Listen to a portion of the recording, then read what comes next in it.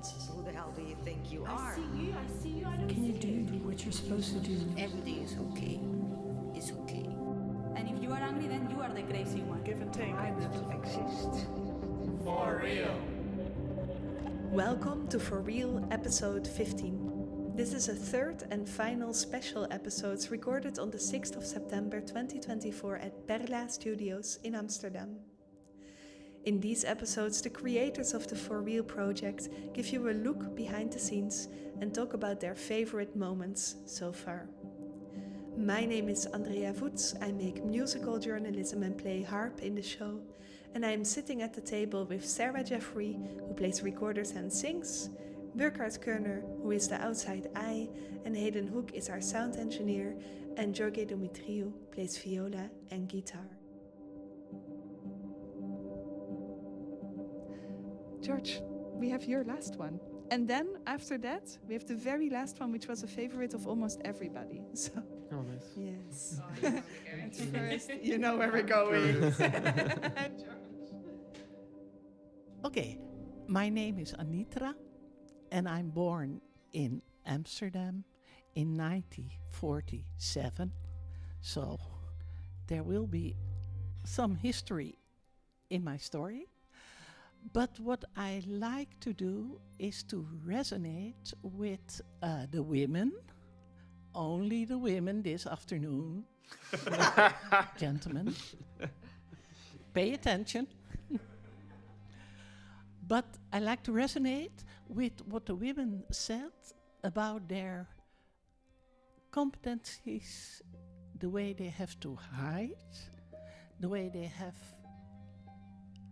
made insecure, and I do like to make a statement. What I've learned in my life as a feminist, as a scientist, as a professional, as a person, what I have learned is don't make for yourself the negative choices that you dare not or have fear to show who you are. Because both men and women have qualities, competencies, vulnerabilities, insecureness, and from the moment we will be honest with each other, to show it, to share it, to discuss it, to fight for it, all is possible. But the moment you are expressive, then you give yourself and men, other women, the opportunity to grow, to develop, and to think, okay, I am a very capable man, I am a very capable woman. How can we share it? How can we cooperate? And sometimes it's competition. Okay, competition makes you sharp, makes you grow, makes you assertive. So don't be so insecure and give yourself performance, opportunity, presence, whatever. But be yourself. That's my statement. Thank you very much. So don't be afraid to show who you are. Thank you.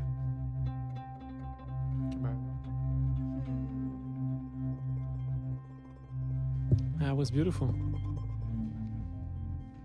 It's funny because now, listening back, she was addressing the women in the room, right? And it's nice that she had this. She made it as a statement, as she said as well. So she's very assertive and very sure about it. But at the same time, as a man, I didn't feel put to the wall or something. You know, it was spoken from wisdom point of view. Yeah, and it's wisdom point yeah. of view. I guess like it's a person Yeah. that has this. It feels like she's done it all, and she's seen it, and it's she can. She can say what it is without being in the middle of it. She can see it from outside, and that also gives her this natural authority. Mm. Yeah, and it's actually a message for everybody. It's not only for women. That really resonated with me.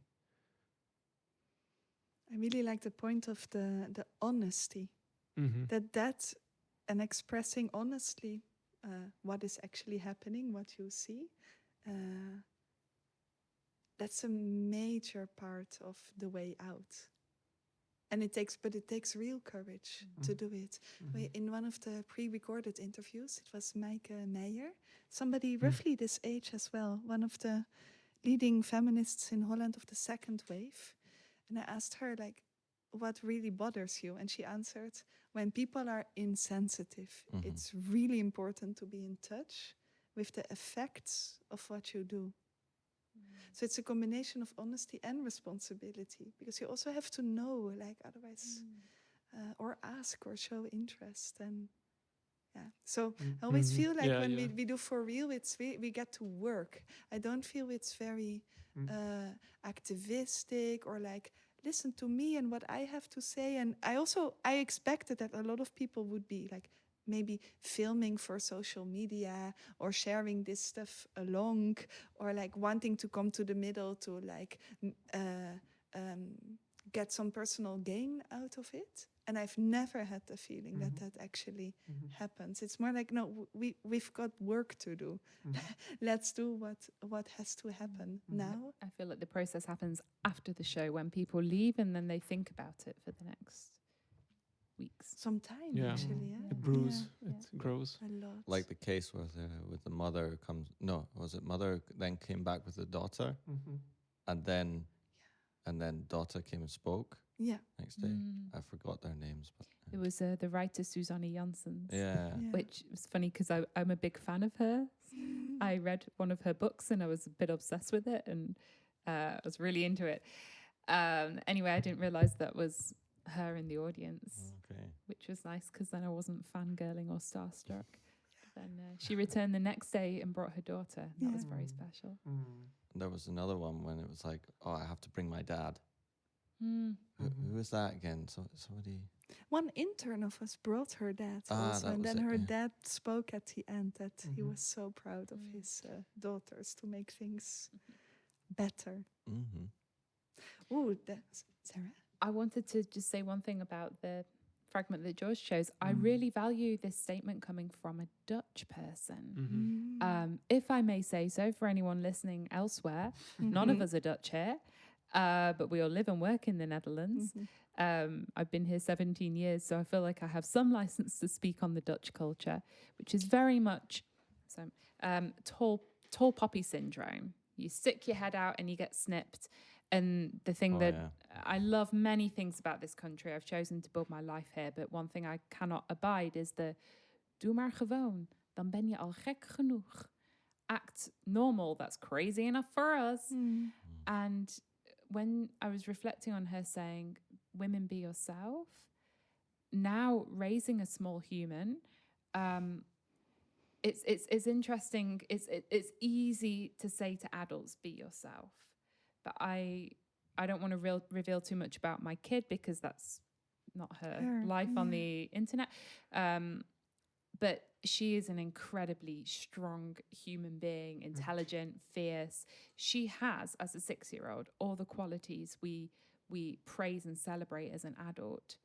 But I'm very much noticing that she shouldn't have them yet.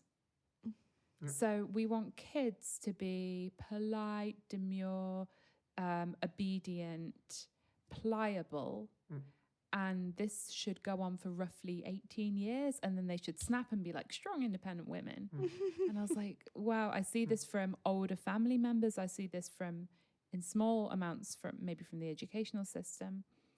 We want to stamp little girls into a certain box, but then they should pop out 18 ready to be boss babes. So I think the courage, she says, it's not only for yourself, looking in the mirror and saying like, let's go get it today, but encouraging, raising our next generation to this, to the kind of dismayed faces of maybe other parents around or something, whilst having the responsibility of being a good member of society. It's fucking hard. Some responsibility. Yeah. So that, I think that's just my personal navigation right now. Before we go to the final fragment, that was the favorite of everybody, I have one question for everyone. I knew we were going to get a question. Yes, one. Actually, I have two, because one comes from our listener, Nadia, who was also in the show.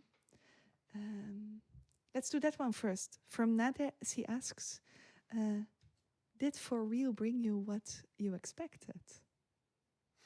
Starting all of this. I'll go and say no.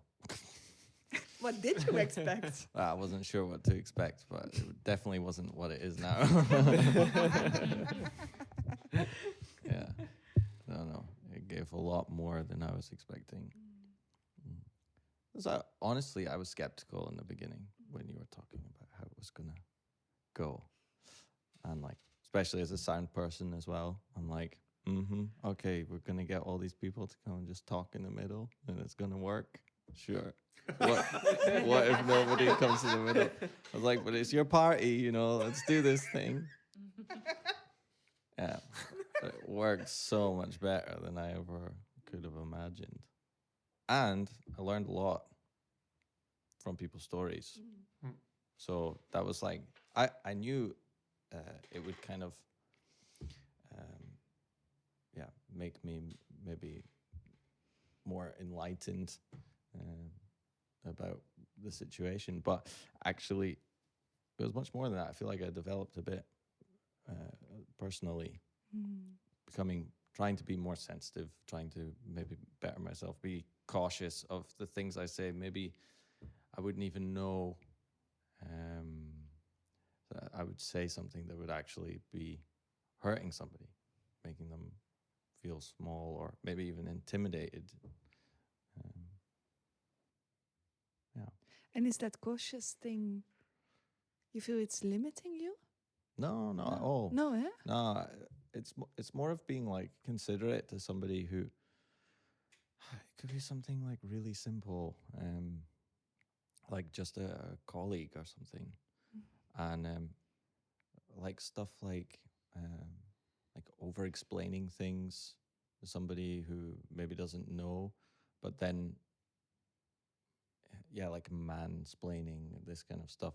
I think when you're in like a technical profession, we're like quite guilty of this kind of stuff. Where it's like, oh, this is a microphone, you plug it in, and it's like, yeah, bro, I know. Like, come on.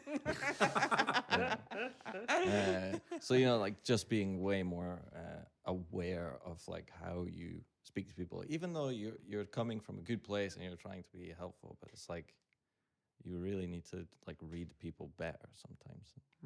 Yeah. Especially when you're at work. Also like with musicians, coming in for a concert or something, and then you start explaining some things. It's like, look, they're musicians. They also know about this technical stuff. Oh yeah, yeah. I've been asked before. Is this your microphone? Yes. Do you know how it works? Yeah, exactly. Stuff like this, and We've been refused microphones by shitty. So I'm also like very, because that's a whole other story. Technicians can be it's a boys' game. It's slowly changing, but yeah, it's a bit of a guy club, which is problematic. But funnily, more so in music. In the theatre world, it's a bit different. Funny, yeah? All of it, yeah. I had a great experience recently in the Muziekgebouw, and basically all of the technicians were women, and I was the guy, and I was like, this is such a different vibe. It was really nice, and yeah, one of the things I said before is like, this is also kind of it's kind of a shame to say it, but it's true. Women have to work so much harder a lot of the time. Just like there's a lot of friends, you get recommended or whatever. So I know I'm going on a tangent here, but I'll just say it anyway. Whenever there's a female technician that I'm working with, I'm always like, we're going to be fine today. Because I know they're going to be awesome. Because they had to work twice as hard. Yeah. It's true in every field. But it's like, it is crazy. Like, I haven't met one female technician that was rubbish. They've all been better than me and more experienced. It's crazy. And this goes across different minorities too. Didn't Aldit say in one of the interviews, like, as a black woman, you have to work so many more times harder than a white woman to prove yourself and to get people to take you seriously. Yeah, they stack up. They just unfair. stack up and up and up. Yeah.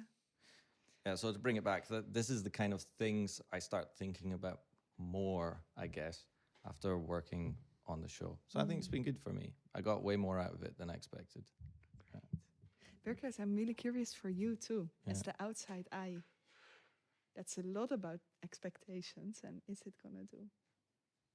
What Well, surprised yeah, I was just thinking about what is the biggest gift of this project also. And I think what came together since the premiere is the beautiful space we could create that all of this could happen. And I'm kind of still amazed that we created like a round or elliptic circle with a lot of permeability for people to just come into the middle to that table. on stage. On stage, yeah, like exactly. We can question all these terms already, but I think I was formulating in this first shows like that I felt like, oh wow, we went actually to the most archaic form, which is a circle, and it's like almost like, okay, yeah, like a drum circle or something, or like people like, where you have like or hip hoppers like or doing solos in the middle. Like I was like, oh wow, we went to such an archaic thing. We created a circle, and we give people to a space in the middle to be held, but also to show themselves or to share whatever they needed to share. And we never say the word ritual or whatever, but it's actually what we are doing. Yes. And I feel this is so beautiful how we created kind of this contemporary westernized form that is there, but very, you can be aware of it, but kind of like, this container that opens up also this very old, form. And I find this very beautiful that we came there without even planning or thinking about it. I had to laugh a lot about the Gen Zers are the interns, and that they all said like, you say, come on, let's face it, you're doing therapy here. You don't want to call it like that, but this is just it. You can't fool us. That's just it. Yeah. Yeah, and this, for example, this was also a very beautiful moment with exactly our interns or people who are born in 2000s who were Born in 2000s, yeah. working on this project with us. How much shame or like how much shame our generation still has to talk about therapy or like think about like traumas. It's still a bit like, well, are we allowed to talk it? Or maybe it's too much for people. And like how the border or the veil between these two becomes much thinner and it becomes much more permeable. That sharing where you are in life or what your process is or what your questions are is much more accepted from younger generations or much more common. And this is so beautiful also to see, okay, in this way, maybe this form is also working really cross-generational, which is another thing that really touches me almost always to see who comes up. And it's like the last, the quote from George with the woman who was like almost in her 80s and then people like born in the 2000s. So it's really fantastic how how we come to the place of conversation that is so much needed across genders and generations. I have one final question for us. Was there something that one of your colleagues on the team did in this month-long journey that really touched you?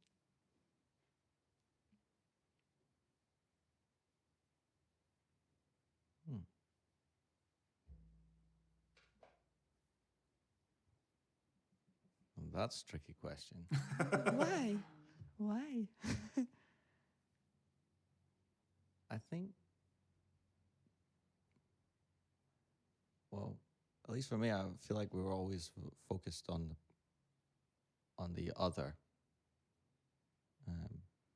on the public and stuff like that, and on the interviews, and so in a funny way, I always kind of was looking at us as like, yeah, on the like neutral or something like. What? But you did interview each other, I mean, and things like that. So maybe I remember. Oh, I have I'm a so bit stuck many. for words here. You have loads, do you? I have Okay. so It's good if many. you set an example, because Yeah, I'm trying to I'll give you- retune to. Well, okay, then I blow my list. So from the very practical, like there was one gig that we really, really, really could not miss for many reasons, and Hayden was 3 days sick with 39 degrees fever. This one was very The good. one gig, and you did it, and your wife came and took care of me. you. Yeah. So you're so that this one crucial gig could happen and didn't have to be cancelled. And there's the endless. I was very touched by the way that we worked with test audiences also. That was very, very new to me, and how quickly that could go. So all these people that just came to practice with us, basically. And the people who organized that, Burkhard, and that was intern Alexia, who did an awesome job there. And I also remember like a night, because it was really hard for me making the show, because I got so scared, like there's no future for art made by women or so. Like you go into this tunnel of like how bad things get. And there was one night where I was in Belgium with programmer and curator Jelle Dierks, who is one of the first ones to believe in what we do. And I just like bursted out into this. I was with only musicians of contemporary music, like 10 years older than me, and like there's no future. What are we gonna do? We will never get to play it. No one will ever get to see it. Yeah, and that was really important, to also be able to let that despair out. And then I remember, maybe it was in the very first beginning when we were practicing, Sarah George, on each other, how to interview. And I'm afraid I don't have the recording of this anymore, but I asked you, George, the question, what do you deserve?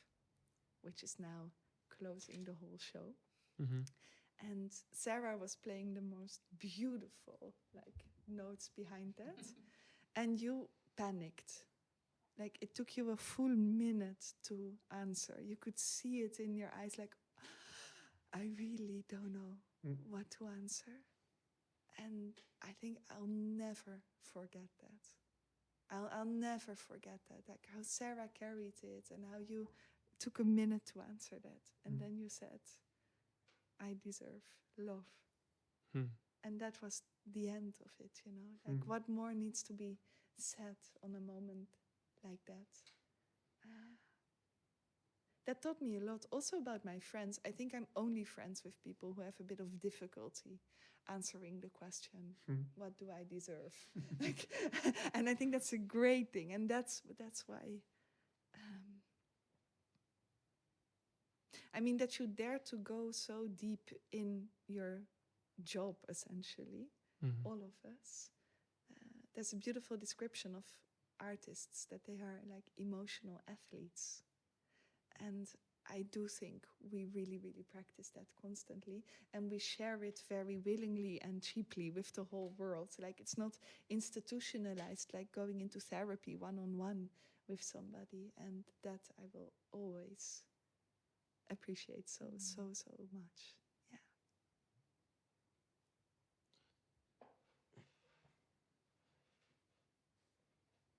I guess what was quite touching for me is like the the amount of extra effort everybody was putting in to actually make the thing happen. Because yes, we're getting paid and stuff like that, and there are hours that we carved out, and you composed the music, made the rehearsal, but that's just the tip of the iceberg, really. Yeah. I mean, like all the interns, it was insane how much work they did. Yeah. Like I remember one day we needed a box, and there was no lift organized or whatever, and we just needed this box. And Ali goes to Amsterdam Nord, grabs the box, and walked it from north to south, you know, like just to make it happen, you know. Yeah. Because it also wouldn't fit in a taxi or whatever. Just crazy things. Yeah. Like to make the whole thing work, you know. Or that day when I was sick also. Yeah. And I could barely lift a speaker, you know, and everybody came and helped because there was no sound system arranged for that concert. So we had to like ask the festival, please, we need a sound system with 4 speakers and subs and everything. Oh yeah, sure, we'll bring it in. And they turned on a dime and gave it to us in like 2 hours or something, which was crazy. But yeah, I could barely lift a speaker. I mean, I was so sick. And everyone came and helped, and it was really a lot of work. Every show is kind of is a lot of work. So I'm super touched, grateful for all of that extra effort. And it's also encouraging because you go like, oh, okay, maybe it is a good cause or something. Like otherwise you don't put in that much energy. Do you know what I mean? You only put in that much energy for something you're passionate about, right? Really true. I mean, that's also, I think, the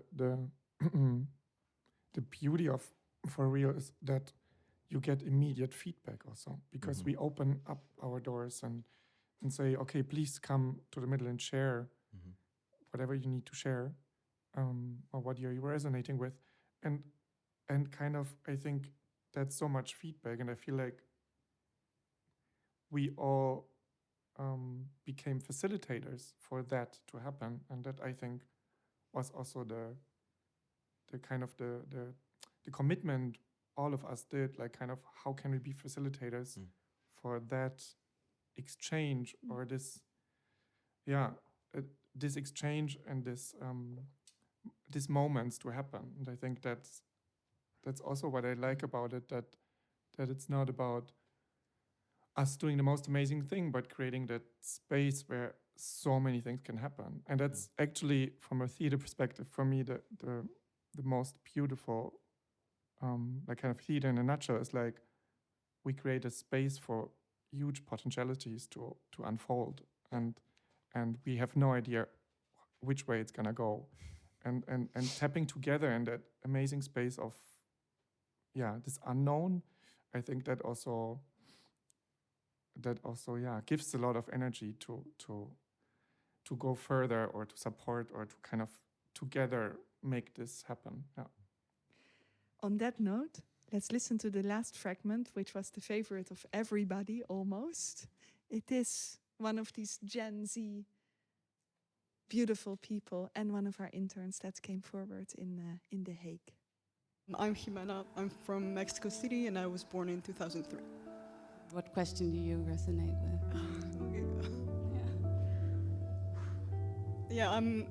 Oh my gosh. I'm not very used to like sharing my emotions, especially in such a big room with so many people. So this is also new for me, but I feel very comfortable talking to you, so I'm gonna regret this later, but that's okay. I would like to answer the first question. Wow. I'm shaking. You want some water? Maybe, yeah. Also, because my mom is here tonight, so Jesus Christ. Thank you. Yeah. Actually, I'd like to rephrase the question and say what I would like to say to my parents. They're both here. as an only child, I feel a lot of pressure. I mean, both my parents came from almost nothing. They're both self-made, which is amazing. I feel a lot of pressure to live up to their expectations, which is extremely scary. I'm terrified of being a disappointment to them, of ever having them feel embarrassed about me, about something that I could have done or could have said. And this pressure affects me, like, I mean, even to a visceral level right now. I'm shaking, my heart is beating like crazy. I would just like to first apologize to my mom. When I was a child, I used to have the stupidest thoughts whenever I went to school and everyone's mom was working, had a company or whatever, and then they would ask me, oh, what does your mom do? And I would say, oh, my mom is a stay-at-home mom, you know? And it sounds horrible to say it, but part of me was embarrassed about that because I thought, why can't my mom also have a job? Why can't she also go to the office, you know? And then it's, once I realized when I got older that my mom made a sacrifice for me, and that to me is the most noble thing you can do. So I grew up, and that also resonated with me like throughout the show, is the fear that maybe my mom had career dreams that I messed up for her, you know, and that is a guilt that I'll have to have for the rest of my life. And I think many children have that. I mean, your parents give up their life for you, you know? So yeah, I'm just super thankful for what my parents have done for me, and if it weren't for them, I wouldn't even be here today. And I just hope that, yeah, they're proud of me. Yeah. Sure they are. Sorry. Have you ever said this to them before? No. Well, the first. I feel like you need to go to your parents and give them a hug. Yeah. Thank you.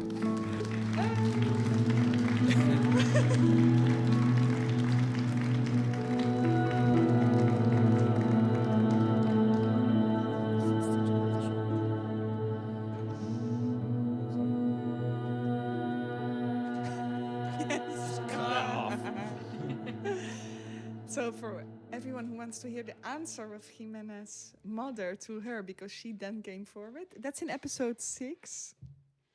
Please listen. It's right after.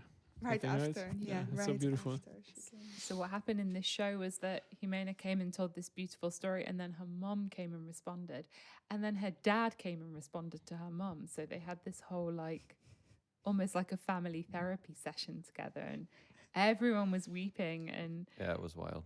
it was really something. And I mean, I think like most of it, I chose this one because of the answering, and that's happened at other shows as well, that someone said something and someone else has come from the audience and responded to them and said to them, hey, you said this and I just want to tell you this. And those for me are the most valuable moments. It's not only one way, it really creates a connection.